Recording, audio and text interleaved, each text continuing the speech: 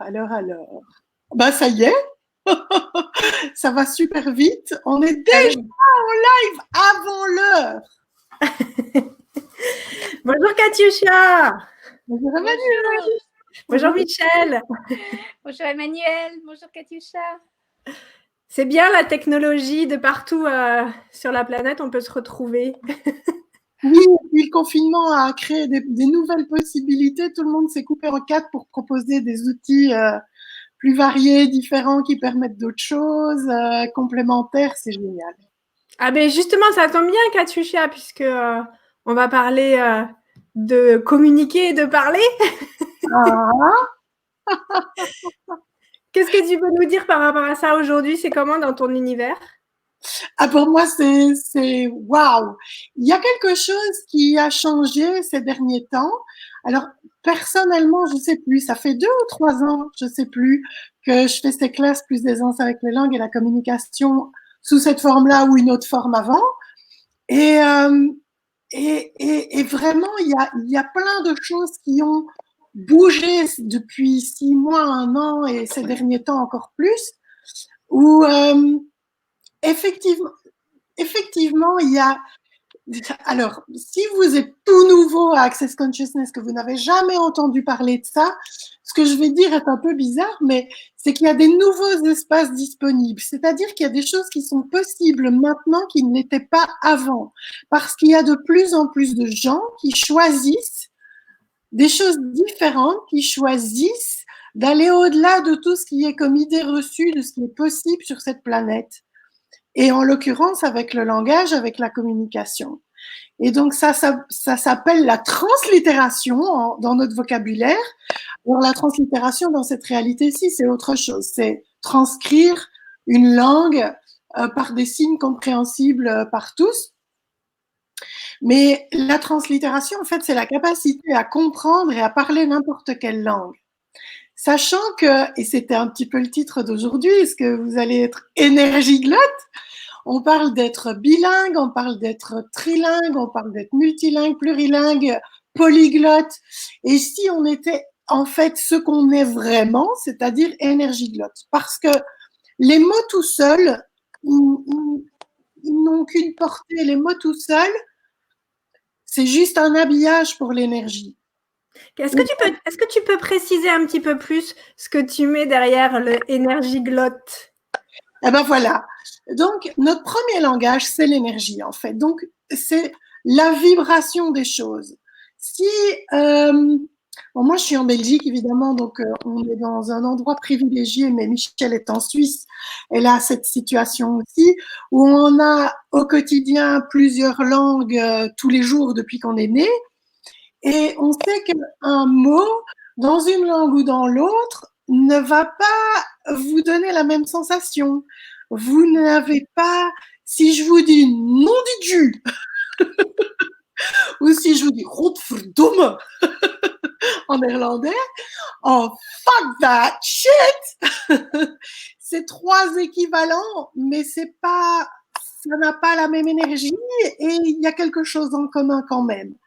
Et donc, c'est, si on dépasse les limitations qu'on a par rapport, oh mon Dieu, je connais pas l'anglais, je connais pas le néerlandais, je connais pas l'allemand, je connais pas le chinois, le coréen, peu importe. Donc, je ne peux pas comprendre. On tire déjà la conclusion que si on n'a pas maîtrisé cette langue par sa grammaire, son vocabulaire, etc., on ne comprend pas. Alors que si on était prêt à aller au-delà de ça et qu'on était prêt à recevoir la vibration de la langue, l'énergie de la langue, ça nous permettrait de capter toute une série de choses qui va faire qu'après, ensuite, recevoir les habillages de chaque langue va être beaucoup plus aisé. Et donc, s'ouvrir à cette réalité, à ce truc qu'on est essentiellement, c'est que nous sommes énergie et nous communiquons en fait énergétiquement. Nous vibrons constamment. Et ce qui se passe aussi souvent, même dans une même langue, et c'est pour ça que c'est pas juste les langues étrangères, c'est que, arrêtez-moi s'il faut, hein. Mais communiquer, Souvent dans ces classes-là en particulier, il y a des gens qui disent oui, mais moi, j'arrive même pas à trouver mes mots dans ma propre langue. Parce qu'on a utilisé les langues pour séparer. Et aussi parce que souvent, on n'est pas congruent. Donc, l'énergie qu'on vibre de ce qu'on veut dire fondamentalement, et les mots qu'on met dessus ne collent pas. Il n'y a pas de congruence. Et souvent, on pense que Ok, on peut aller dans plein d'endroits différents là. Ouais, moi j'avais envie juste de te poser la question suivante parce que quand tu dis ça, tu vois, j'ai mes filles qui apparaissent en fait là en même temps que tu parlais que je t'écoute.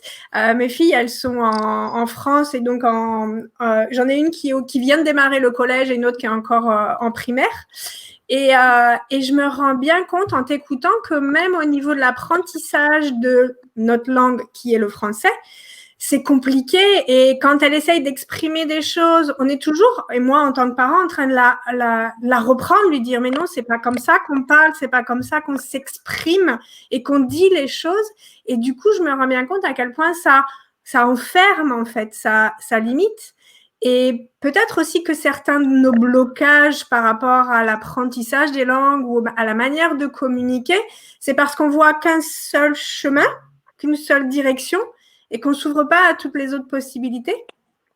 C'est vraiment rigolo que tu parles de tes filles parce que mon fils qui fait du théâtre et qui a écrit une pièce que je suis en train de découvrir en la lisant avec lui, et waouh, je suis assez bluffée, mais c'est très, très drôle parce qu'en fait, il m'avait demandé de la relire avec lui pour justement corriger les fautes d'orthographe, la typographie, pour relire aussi globalement si ça faisait sens, etc. Et à un moment donné, il utilise le mot grisante. Et en fait, manifestement, il l'avait utilisé pour exprimer quelque chose que ça ne voulait pas dire en français. Donc, grisant, c'est quelque chose d'enivrant, quelque chose de... Wow. Mais lui, il avait retenu le gris.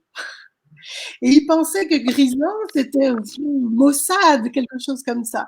Et donc, c'est intéressant de voir, lui avait mis une autre énergie dans ce mot et pour lui, ça fonctionnait complètement. Et l'idée de la langue aussi, c'est que donc on a choisi des habillages pour la langue et on peut être très créatif avec ça. Mais l'idée, c'est qu'on puisse se comprendre tous les uns les autres et donc on s'est accordé et aligné sur la signification de mots. Et en fait, c'est ce qu'on fait quand on apprend une langue, c'est sur quoi est-ce que les gens se sont alignés et accordés pour mettre comme énergie sur une suite de lettres ou une suite de signes, une suite de sons, et qu'est-ce que ça crée, et donc de pouvoir si on veut pouvoir fonctionner dans cette réalité avec les gens et qu'on a choisi d'être là, alors on peut la transformer. C'est ça qui est, de nouveau, ça va partir dans tous les sens. Ah Est-ce que tu peux revenir sur s'aligner et s'accorder?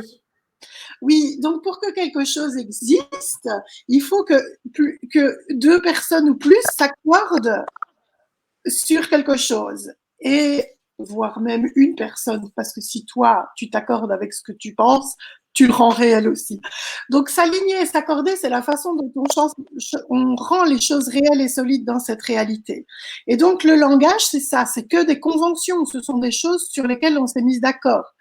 Et la façon dont ça se crée très différemment d'une langue à l'autre parce que les cultures sont différentes, les habitudes sont différentes, les climats sont différents, les environnements sont différents. Il y a tellement de facteurs qui ont participé en fait à la production des mots qui au départ étaient des sons, puis qu'on a voulu écrire, si vous repensez aux hiéroglyphes, d'ailleurs il y avait une petite blague très rigolote de la comparaison entre les hiéroglyphes et les émoticônes en disant qu'on était retournés.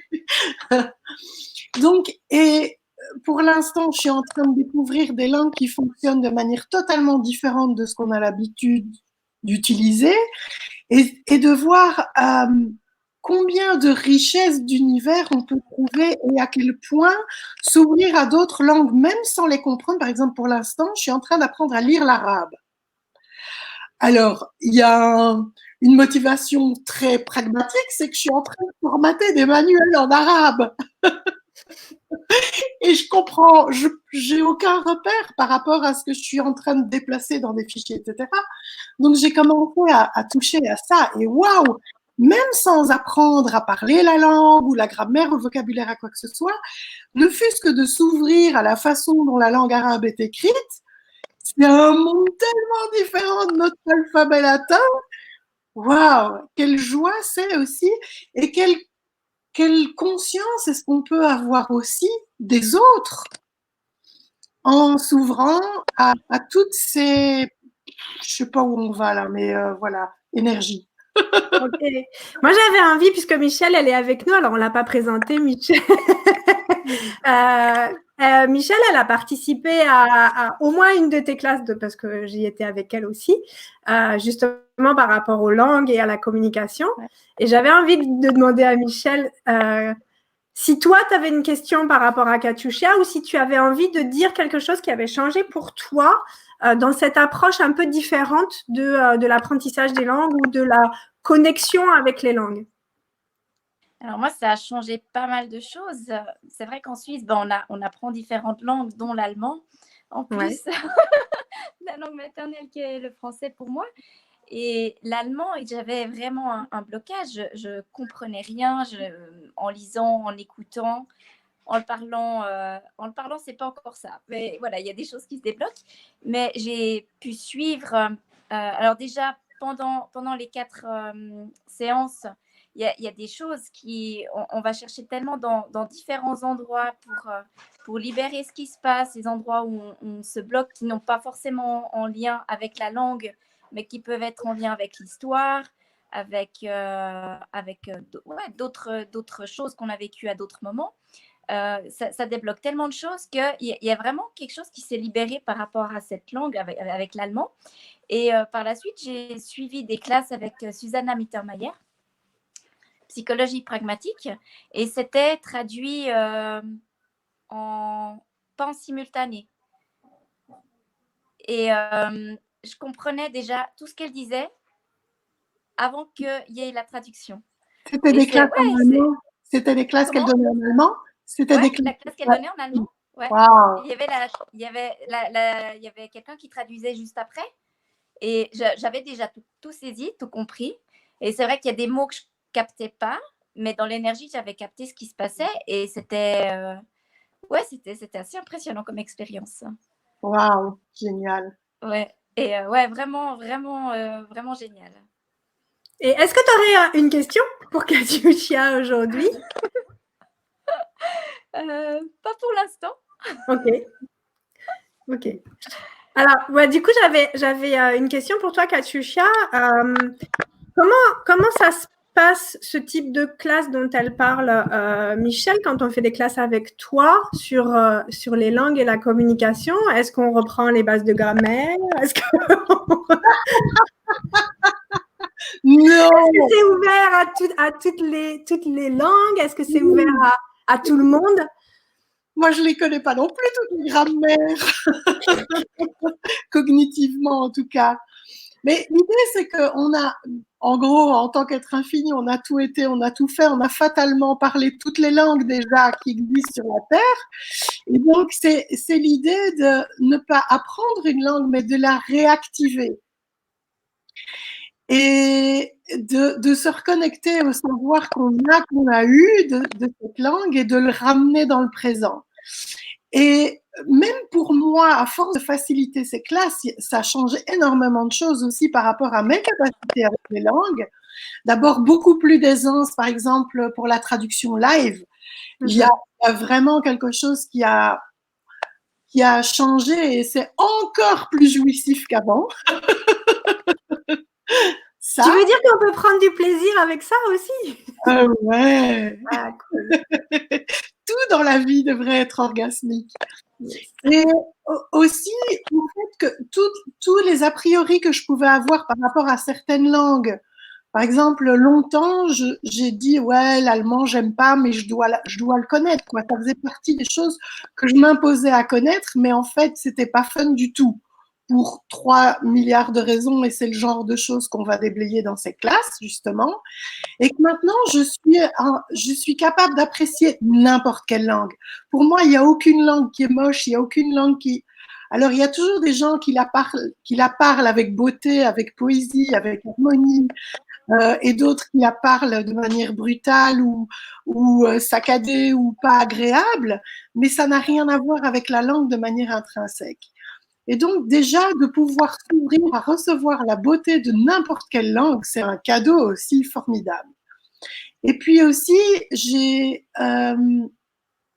par exemple, le fait de commencer à apprendre à lire l'arabe, c'est quelque chose que je ne m'autorisais pas jusqu'à présent parce que j'avais cet a priori que, ouais, pour moi, les langues, tout ce qui est langue avec un alphabet ou latin ou cyrillique, c'est OK, ça fonctionne comme nous, tout va bien. Donc, l'italien, l'espagnol, le portugais, je pourrais m'intéresser au danois, au norvégien, au suédois, je pourrais m'intéresser au polonais, au slovène, au slovaque, au tchèque, peu importe.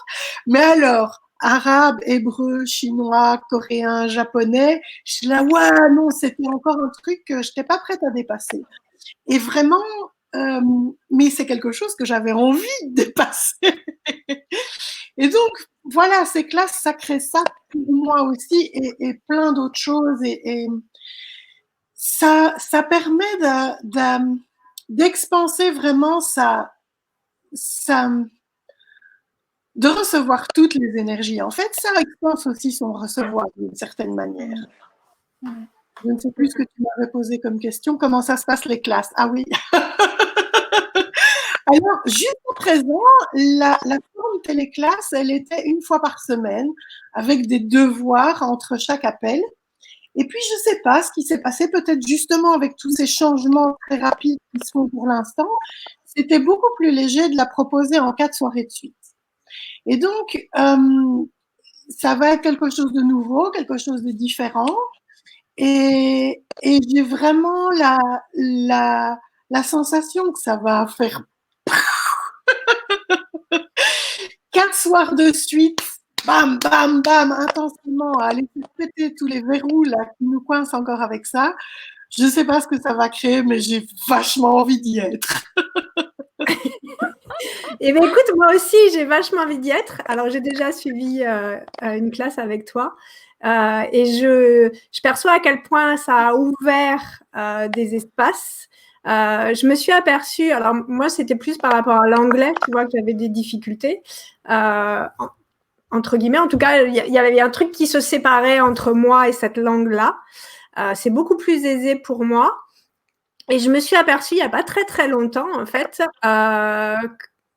parce que j'avais jamais fait attention à ça, que l'espagnol, j'avais pas forcément, j'ai jamais appris l'espagnol. Hein. Moi, j'ai fait de l'allemand, de l'anglais aussi, et que l'espagnol, c'était quelque chose qui était très fluide pour moi et que je comprenais, comme tu le dis, de façon un peu énergétique, même si je comprends pas les mots tels quels, et comme si je retrouvais quelque chose en fait, d'agréable, de joyeux, de fun. Et ça m'a donné envie de m'intéresser un peu plus à cette langue-là et par la suite à la culture. Et je m'aperçois que même plusieurs semaines après, si tu veux, les verrous qui étaient un peu coincés, un peu fermés, se déverrouillent et ça continue à agir même après coup, en fait. Et par rapport à mes filles qui ont participé aussi à la classe avec moi, pareil, il y a plein de choses qui ont sauté dans leurs univers au niveau des blocages. Et je trouve ça tellement chouette de pouvoir y participer en plus en famille, de faire descendre un petit peu la pression. Tu sais, moi non plus, je suis pas. Enfin, il y a des trucs, je suis encore un peu mal à l'aise avec une langue ou avec un truc, mais faisons ça ensemble. Je trouve ça tellement chouette et tellement fun que mon invitation, c'est venez avec vos enfants aussi. Oui, en plus, tu as une fille qui apprend le chinois, si je ne m'abuse. Oui. Voilà. Oui, et ce qui est très, très rigolo, c'est elle a beaucoup plus de facilité à apprendre le chinois que l'anglais. Et c'est beaucoup plus fun pour elle, en fait. Oui, c'est très marrant parce qu'on se rend compte qu'on est connecté à des choses qu'on ne soupçonne même pas. Ouais. Il y a eu beaucoup de témoignages aussi de gens qui se sont découverts une aisance avec une langue à laquelle ils ne pensaient même pas parce que c'était pas une langue qui était a priori utile. Comme s'il pouvait y avoir des langues inutiles. Et oui, et en fait, pour les enfants, c'est gratuit jusqu'à 15 ans, c'est moitié prix pour les 16-17 ans. Donc, welcome à eux, ils sont une super contribution aussi. C'est très chouette de les avoir avec nous, même s'ils sont là on and off. Et, et voilà. Et il y avait encore un autre truc que tu as dit qui m'a fait penser à autre chose. T'es plus, c'est parti. Je voulais rajouter quelque chose. C'est que même pour notre langue maternelle, on perçoit, suite à ce cours, beaucoup plus l'énergie qu'il y a dans les mots. Et quand l'énergie n'est pas en adéquation avec les mots, et ça met vraiment la communication à un autre niveau. On peut vraiment aller percevoir au niveau de l'énergie ce qui se passe, puis se dire, ah tiens, les paroles, elles ne suivent pas. Ça reconnecte vraiment à ça et pas rester dans le mental des paroles qui sont dites. Ouais. Et vraiment aussi, c'est faire. L'énergie ne ment jamais. Les mots mentent très souvent, pour ne pas dire tout le temps. Et donc, faire confiance à l'énergie et c'est retrouver aussi cette confiance à son savoir par rapport aux mots qui nous sont envoyés et par rapport aux mots qu'on envoie, voir là où on ment aussi. Et en tant que facilitateur aussi, ça peut être un plus pour expanser sa capacité à percevoir l'énergie à travers les mots des gens et vraiment de pouvoir se brancher sur l'énergie des gens plutôt que les mots qu'ils disent. C'est vrai qu'on a plus de facilité à jouer de façon mentale avec les mots et à utiliser les mots à choisir les mots qu'on va utiliser. Cognitivement, on va avoir plus d'action sur les mots. Par contre, sur l'énergie, non. Ça passe vraiment par un autre biais. Et quand il n'y a pas de cohérence entre les mots que tu emploies parce que tu y as mis du mental, que tu as décidé que c'était ces mots-là que tu devais employer et ton énergie, ça se perçoit très facilement. C'est très visible quand tu traduis. Déjà à l'oral, en fait, à l'oral, ça va très vite. Donc, tu dois faire des choix très rapidement et pouvoir enrichir son vocabulaire et s'ouvrir à s'enrichir à un tas de choses au niveau linguistique, ça te permet d'acquérir cette vitesse et d'avoir un choix plus vaste à ta disposition pour pouvoir mieux transmettre l'énergie. Et par écrit, c'est vraiment, on voit qu'un même mot en anglais, dans un certain contexte, va se traduire beaucoup mieux par un tel mot en français et dans d'autres contextes par un autre mot, alors que c'est le même mot en anglais. Parce que chaque mot dans chaque langue a une variété de. C'est comme un diamant qui a des facettes, des tonnes de facettes différentes, mais le diamant anglais et le diamant français ne sont pas taillés de la même façon. Et donc, il va y avoir des facettes en commun entre deux mots, mais qui n'y aura pas avec un autre mot. Et donc, voilà, c'est tout l'art aussi, la traduction. Et d'ailleurs, tant qu'on y est, on a déjà eu pas mal de traducteurs qui ont suivi aussi cette classe et qui en ont retiré aussi des, je sais pas comment il faut dire, bénéfices. Donc en fait, c'est bien plus qu'une classe sur les langues. Ouais. C'est une classe sur l'énergie de la communication, en fait. Ok. Est-ce qu'il y a une question que je t'ai pas posée, Katiushia, ou quelque chose sur lequel je t'ai pas interpellée? Mais comme on va pas monopoliser pendant 50 heures, on va, voilà. Si on est au bout, ben on est au bout. Sinon, à savoir hors confinement, c'est des classes qui sont sur 2 jours et demi aussi. Donc, voilà, longue vie à plus de gens. Et donc, il y en a une qui démarre le 13, mercredi soir.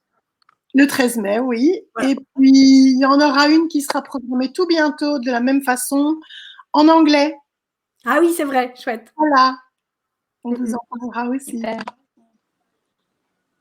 Ok. Bon, ben merci Michel, merci Katusha, j'étais vraiment Merci, à bientôt. Merci beaucoup, à bientôt. Ciao, ciao.